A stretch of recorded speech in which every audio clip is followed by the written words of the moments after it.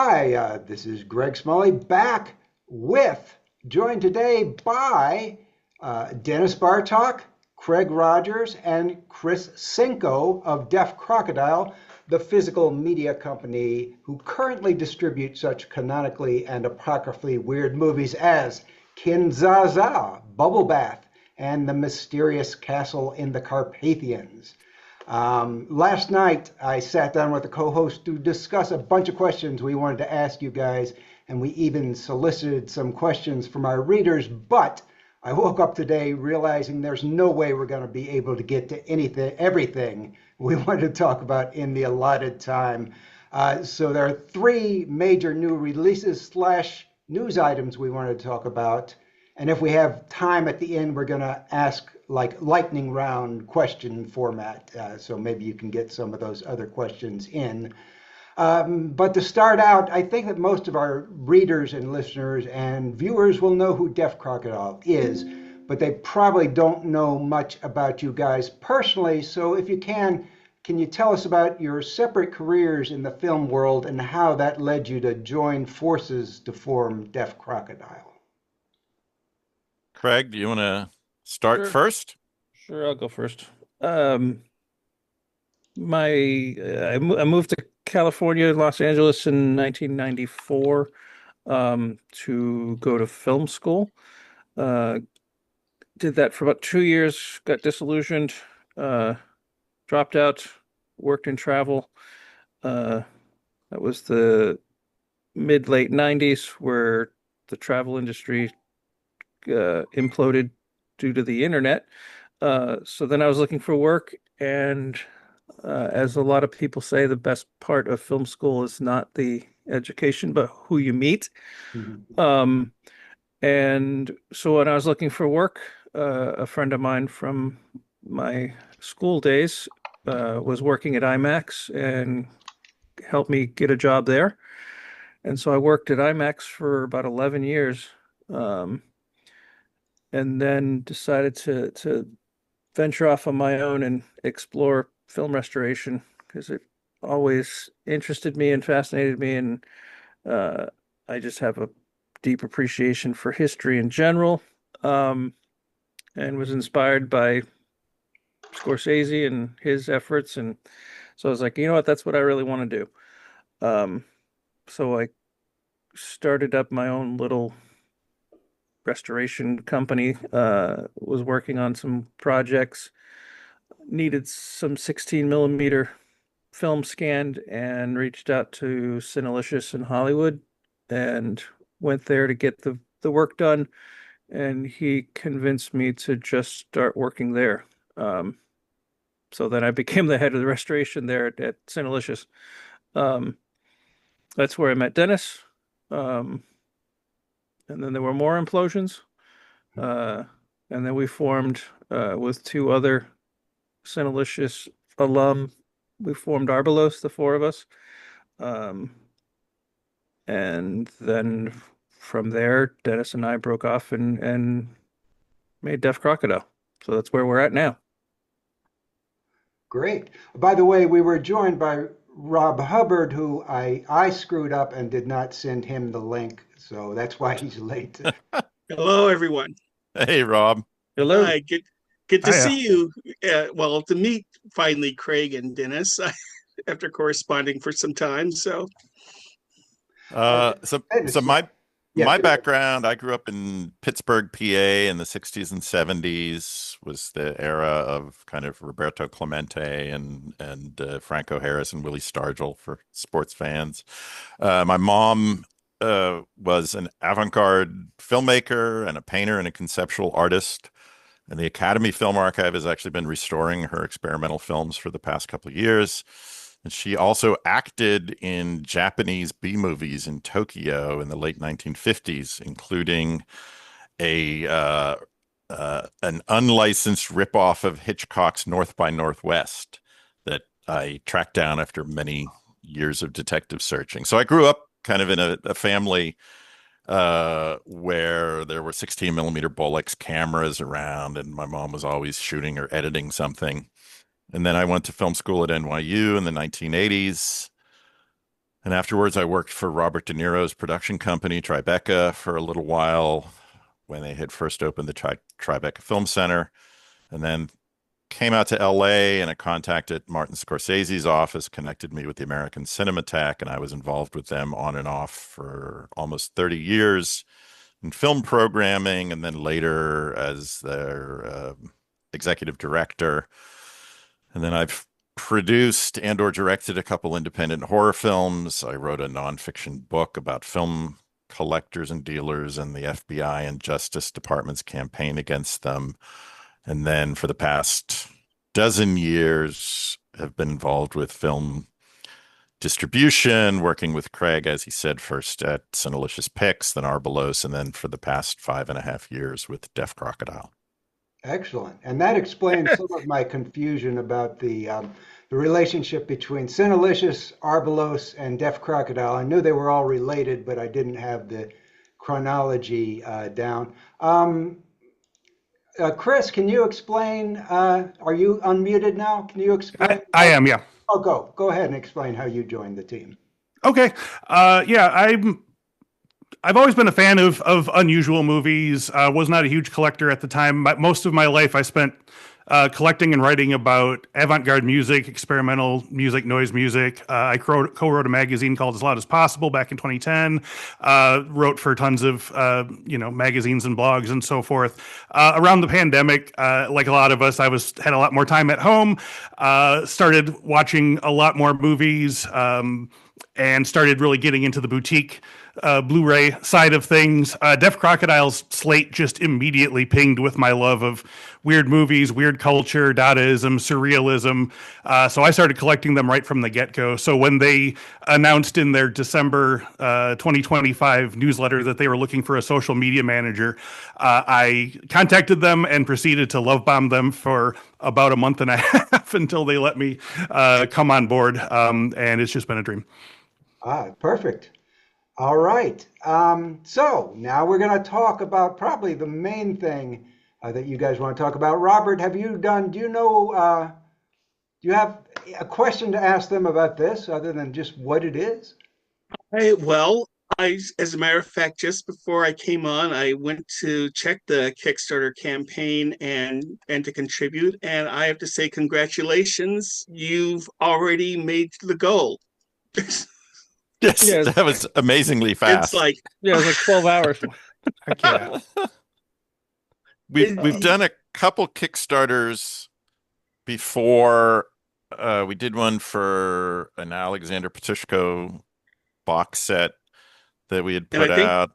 And I think Pied Piper was like the last that was about the time you guys came onto my radar. Was the Kickstarter for Pied Piper, I believe.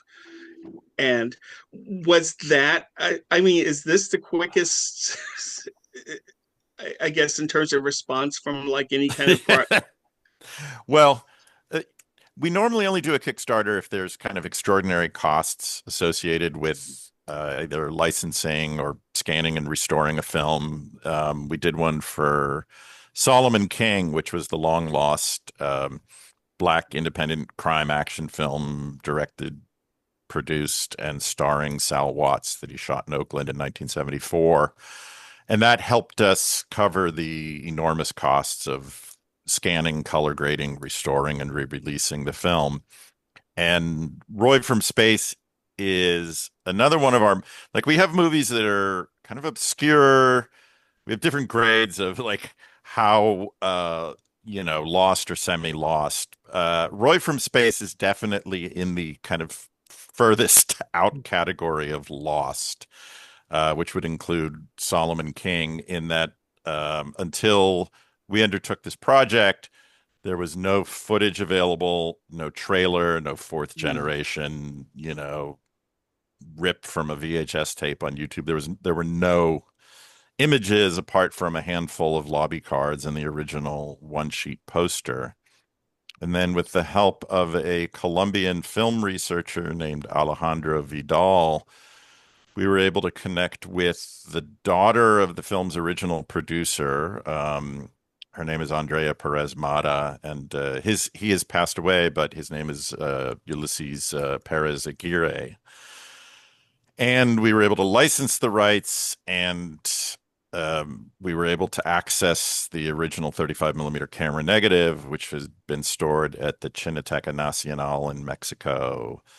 And that's when we knew that this previously lost film could actually be brought back to life.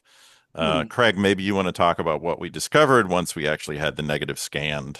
We had a bit of a, a secondary surprise. Well, there's also the insanity that we paid for a licensed and paid for a scan of a film we'd never seen. Yeah, we had no idea what it was like. But I Yeah. said to Craig, if we don't do it, who will? Nobody else is going to be crazy enough to license and scan an entire feature film sight unseen. But I was like, it's called Roy from Space. It's an animated feature that's been lost for 43 years. Like, we got to do it.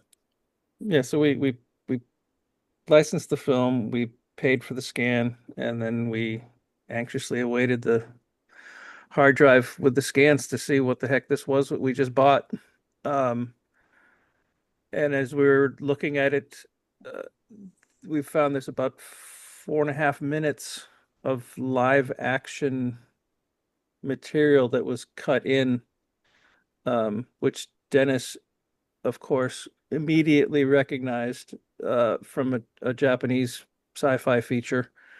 And we were like, well, what are we going to do? Because that's clearly not licensed footage.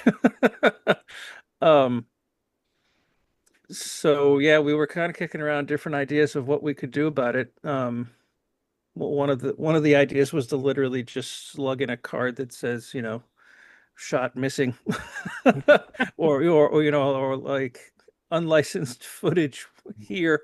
And then I can't remember which one of us had the insane notion of what if we hired some animators to animate those scenes that were cut in a similar style to the original film, so we wouldn't have just these 4.5 minutes of missing footage.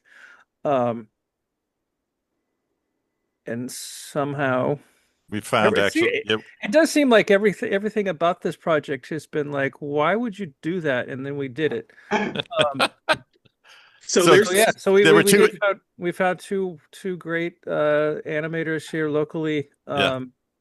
And yeah, it's just kind of incredible what they were able to do, and they did it all, by hand in a tiny little room, just the two of them, very similarly to the very small production that the film was originally. And it turns out beautiful. And they even kind of insisted they delivered us the material, which they shot with a digital camera, and I was like, oh, I'll manipulate it so it matches what the film looked like. And it was literally keeping him up at night that it wasn't what in his mind, what the final deliverable product was, to take that digital footage, output it on film, and then scan that film. And then that would be what would be cut into the movie. So it had a film look. So it had a more, so we wouldn't look as digital. Even though, I mean, it was a digital camera, but everything, all of the animation was all done by hand. It was just shot on a digital camera. So now we actually have that. We went ahead and we got the footage, output to film, and then that was scanned again. And that's what will ultimately be cut into the film. So it'll match even, as close as you could possibly get it to match the look and feel of the original animation. And honestly, Dennis was saying he watched it, watched the film in context with the new footage cut in, and it actually does, it plays better than with the live action, because the live action was kind of jarring. It was like, what's going on? Why? I think they cut it in. I think to use as stock footage. Either they didn't have enough time or money to finish the film, or they wanted to make it look like it had bigger production values. But it's really jarring. And we should really, mention that really all of the credit goes to the original director, Hector Lopez Carmona, who has been passed away. He died a number of years ago. But he worked on Roy from Space for 3 years. A lot of the animators were not professional animators. They were amateurs, including members of his own family, as well as the producers, son and daughter, who we interviewed, and that'll be on the release.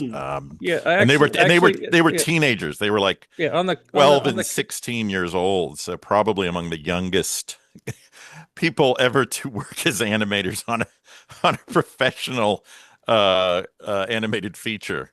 So it has a very primitive outsider animation look to it, and it doesn't really obey a lot of the laws or rules that you associate with physics, kind of mainstream quality animation, or even like rules of like Western perspective. So you will see figures moving down a hallway, like there's these kind of robot henchmen throughout the film that speak with a synthesized voice, and their legs are moving, but they don't really connect to the floor, quote unquote, or the walls around them. So it looks like a kind of Alvin Ailey or Merce Cunningham avant-garde dance performance where they're just sort of floating in the air and their arms and legs are bicycling and spinning, and it's incredibly strange and wonderful. I mean, if you love things that are very surreal and kind of outsider art or animation, and that is something that we really love and appreciate. And whether it was entirely intentional or not, I think you can look at it now, from the perspective of 43 years later and say, oh God, this is just a really wonderful film that somehow slipped through the cracks of movie history and deserves to be seen and enjoyed. Well, just going from this, what's on the sampler here, the artwork to me, it's very reminiscent of like the filmation shows of the late '60s, early '70s. It's got that look.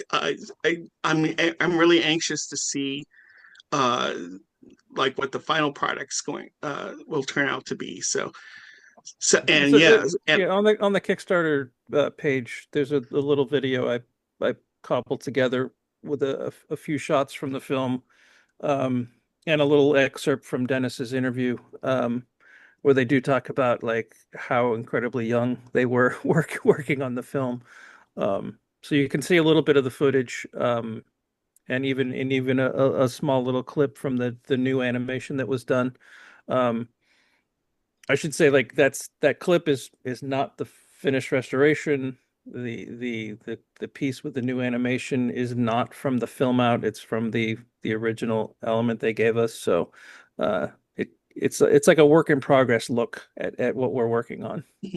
But I should mention that those very brief shots you're seeing, those are that's the first footage that anyone has seen in the general public from Roy from Space, since unless they sat in the theater when it was playing. It screened for about a week in Mexico City in 1983, and it was unfortunately it was a flop. It was a failure at the time, and the director's grandson says he thinks it really broke his grandfather's heart and contributed to his death a couple years later. And in the interview I did with him, he said he remembers after his grandfather died and they were cleaning out his animation studio.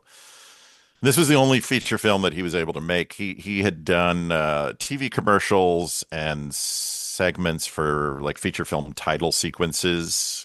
So he was like a commercial animator, an artist. This was the only feature film he finished. But he said he remembered when they were dumping everything from like the second floor of this old, Spanish style building and just throwing it out the window into a dump truck. And it was all the original animation cells and his animation equipment and cameras. And he said it was just heartbreaking. And so almost nothing survives from the production of Roy from Space, unfortunately. So as far as we know, there are no animation cells from the film. The only thing that was shared with us was concept artwork that Hector Lopez Carmona had created and that his grandson still has. And he did photograph that and share that with us. And we've shared that with the artists who have done the slipcovers, both for the exclusive Kickstarter and for the regular release. And Craig, maybe you want to talk about who's the artist for the for the Kickstarter, we've got an exclusive slipcover that we're only going to print as many as we need to fulfill the Kickstarter, and it won't be available anywhere else after that.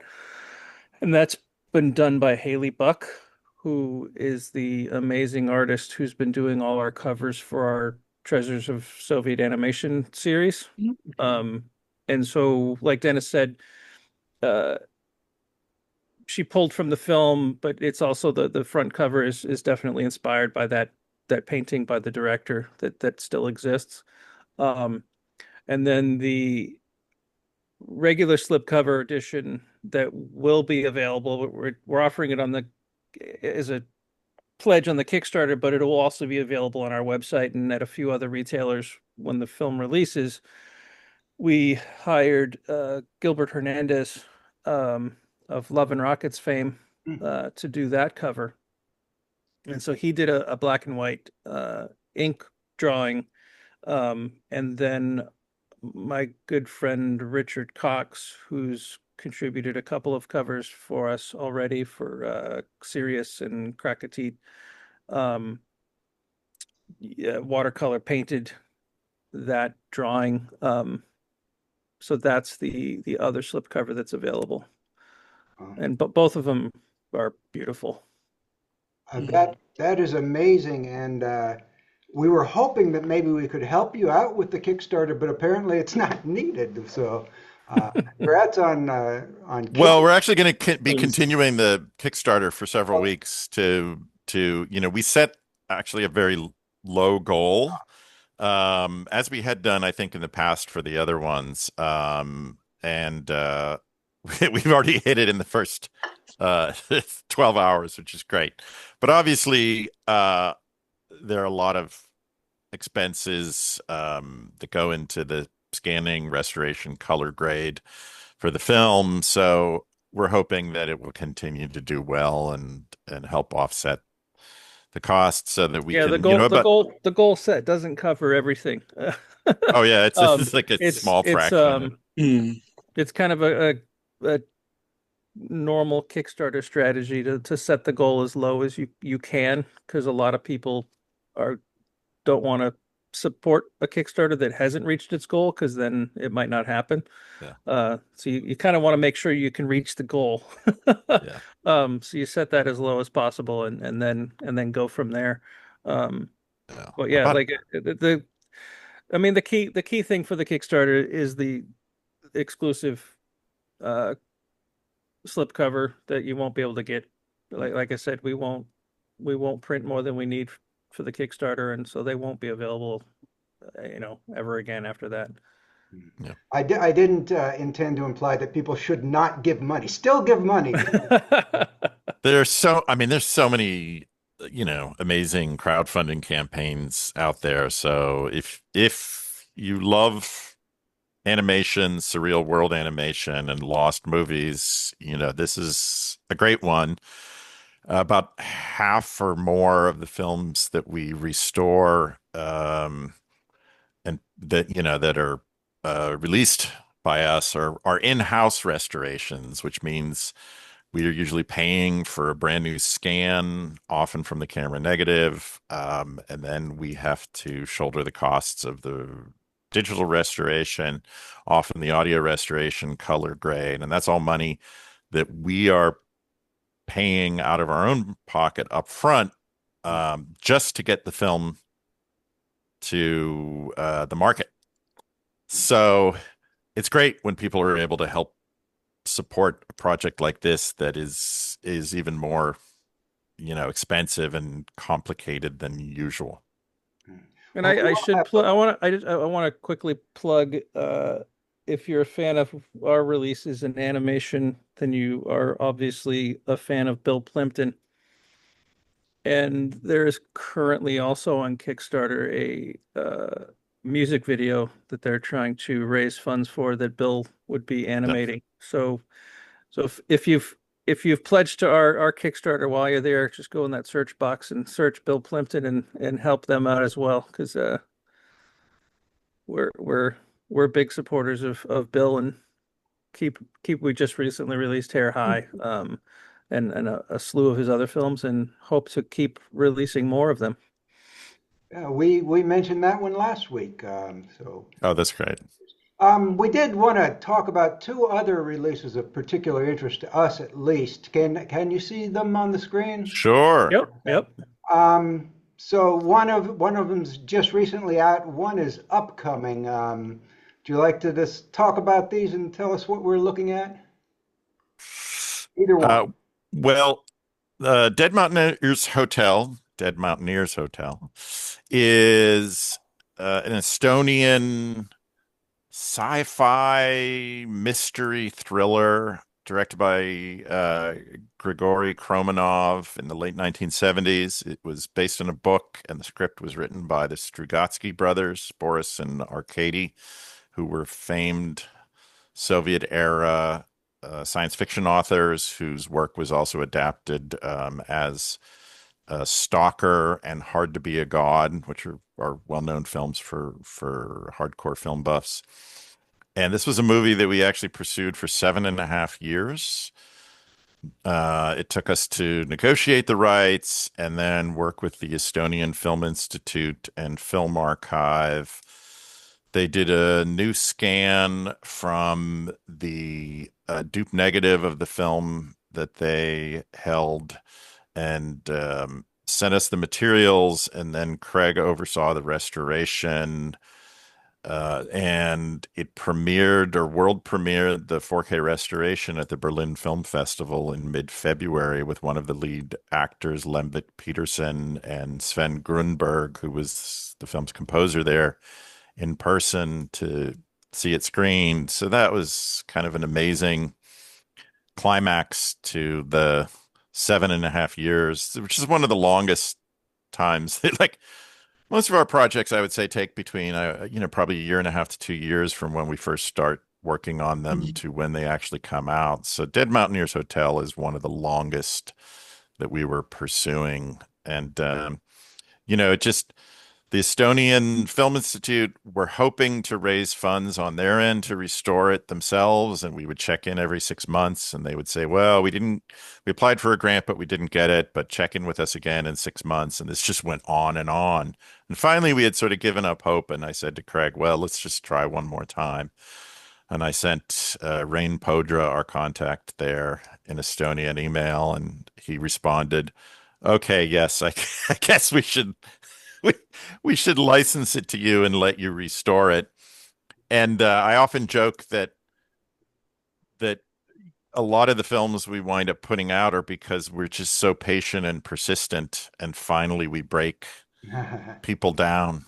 They're just tired of getting emails from us, year after year, and they finally say, okay, all right, we'll license it to them, just so they don't harass us anymore about this film. And so we're really excited. Dead Mountaineers Hotel is just it's this kind of labyrinthine puzzle box mystery, which is a genre of film that I really like, in particular. And the response to it so far seems to be great. People seem to really be loving it.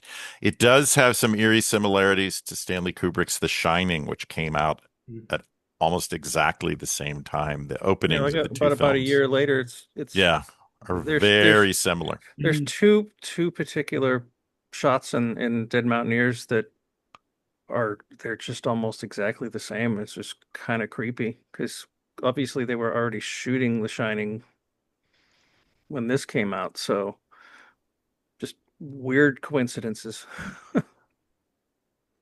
And then I don't know if Craig or Chris, you guys want to talk about the DEFA Fairytale set? Woo.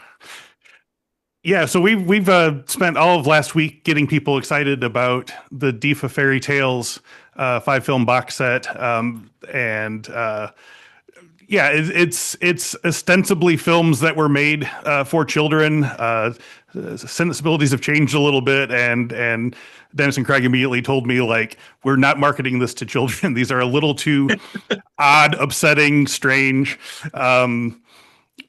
Bonkers is always the good word for it, but yeah, no, they're incredibly beautifully colorful adaptations of Snow White, Little Red Riding Hood, films or, stories that you might know, as well as less familiar Grimm fairy tales like Frau Holle and Snow White and Rose Red and The Devil's Three Golden Hairs, which is such a brain scorcher. That movie, people are so not ready for The Devil's Three Golden Hairs. That's gonna light somebody's ass on fire, man. I'm telling you. So yeah, I'll leave you guys to take it from there. But I'm enormously excited to see what people think of this. And I'm a big comic book nerd, so when we were doing this set, the first person I thought of to get cover art from was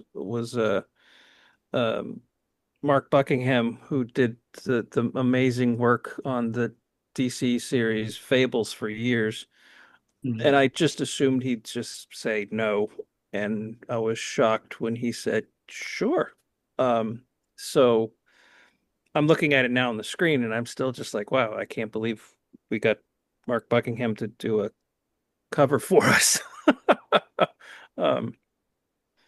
Well, and these were all part of a genre known as Märchenfilme, or in Germany. So they were making these movies behind the Iron Curtain in East Germany, and they were also making similar films in West Germany, kind of simultaneously.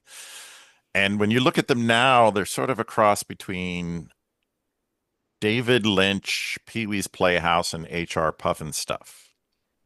And they, again, as Chris said, they were aimed at a family audience. So parents were taking their kids to see these, or they would watch them on TV. But looking at them now, from the distance of 50, 60 years later, they just seem incredibly strange and surreal. And they're really entertaining. They're just sort of like wonderfully bizarre and colorful films that, for the most part, were never seen originally outside of Soviet-controlled territories. So they weren't like bought, like some of the Alexander Petrushka films we've put out, like Ilya Muromets was bought, recut, dubbed as The Sword and the Dragon, or Sampo became The Day the Earth Froze. These weren't. They weren't dubbed and issued over here. So this is again, an opportunity, like a lot of films that we put out, for people to discover some movies that have slipped through the cracks of film history, and hopefully kind of broaden your view of the creative film world, and amazing things that were happening even behind the Iron Curtain in what was a fairly restrictive political and social climate. But you see some really wonderfully strange and bizarre things happening. All the costume design, the production design, the music, there's a lot of music in these. So hopefully people will find them really entertaining. Excellent. Hey, well, so we have a little less than 5 minutes. Robert, do you want to ask some lightning round questions that hopefully they can answer really quickly? Yeah. Like I said, I wish we had more time because there's so much to go into. But one of the questions that we did get from readers, and maybe you can touch on like can you maybe touch on like your curation process, because it's sort of like every film that I discovered it blind, and pretty much have gotten to the point where even if I don't know anything in the film, I'll get it because I'll find it fascinating. And it's just sort of like, how do you kind of give us like like an insight of how you choose this stuff? Well, I should say that everything that we put out, Craig and I agree on together. I kind of take the lead in terms of investigating, doing the kind of detective search, and then we'll both look at them and then say, is this something? Because we're going to, live with these movies for years and years, and often, Craig will be restoring them frame by frame. Some of the films we've put out are ones that I'd known about for decades from when I was programming for the American Cinematheque, like The Unknown Man of Shandagore, which was the very first film we put out. Incredible Swiss black and white, and kind of a super spy atomic age satire directed by Jean-Louis Roy, which we really, really love, and The Savage Hunt of King Stack, which is a really beautiful Belarusian folk horror movie. These were films I had heard about and I had just never been able to find copies of, and so they were on this sort of little list in the back of my brain that I keep of movies that I would just love to track down. And then there are others that are recommended to us by fans of Deaf Crocodile, like two of our releases last year. The 3x2 Votulio set of wonderful Finnish melodramas, and the 2551 trilogy by Austrian filmmaker Norbert Pfaffenbichler were actually both recommended to us by Danish filmmaker Reinert Kiel, who is a big fan of Deaf Crocodile, and he sent us a list of movies he thought we should look into, and included 2551 and two Votulio's work, and we wound up licensing and putting those movies out, and we love both of those releases. So almost every day now we get suggestions from people on our Discord server, or that will email to us and said, hey, I see you put out obscure Romanian animation. Have you ever thought about ... or, so we actually have a list now of hundreds and hundreds of wonderful obscure titles that we will never be able to get to all of them, but that is the way that we discover some of the movies we put out. Yeah, that's just like we'll never be able to get to all the questions we have because we're down to under a minute. But we did get to cover the three main releases, which are the Kickstarter for Roy from Space, the Dead Mountaineers Hotel, and the upcoming in the future box set of the DEFA Fairytales. But thank you so much for the guys from Deaf Crocodile, Dennis Bartok, Chris Sienko, and Craig Rogers for coming on. And we will see you next week. We have no guests scheduled currently, but thanks for coming on, guys. Oh, thank you for having us. It was wonderful to talk to you. Thank you. Appreciate it. Thanks a lot. Bye-bye.